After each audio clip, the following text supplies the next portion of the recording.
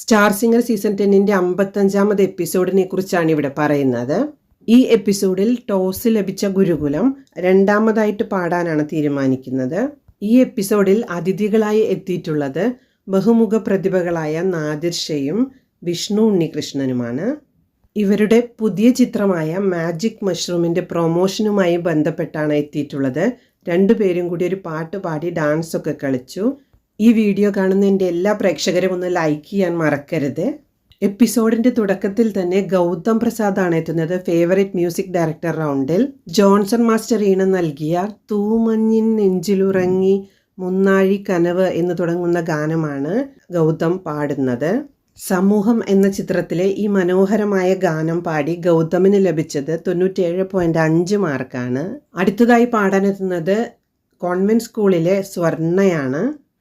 വിണ്ണൈ താണ്ടി വരുവായ എന്ന തമിഴ് ചിത്രത്തിലെ മലയാള ഗാനമായ ആരോമലേ എന്ന് തുടങ്ങുന്ന ഗാനമാണ് സ്വർണ്ണ പാടുന്നത്.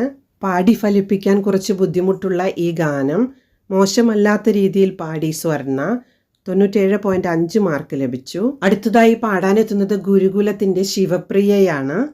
മ്യൂസിക്കൽ ഹിറ്റായ രാജശില്പിയിലെ ചിത്രചേച്ചി പാടിയ അറിവിൻ നിലാവേ മറയുന്നുവോ എന്ന ഗാനമാണ് ശിവപ്രിയ പാടിയത്.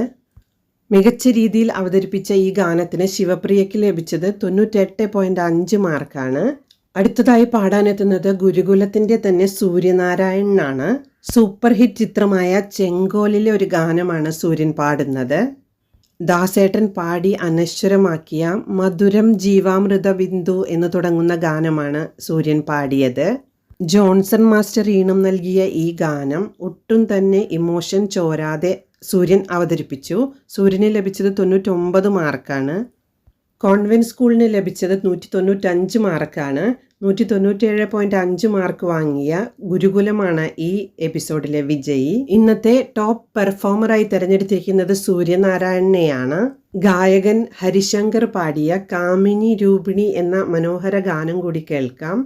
വീഡിയോ ഇഷ്ടമായാൽ ഒന്ന് സപ്പോർട്ട് ചെയ്യണേ.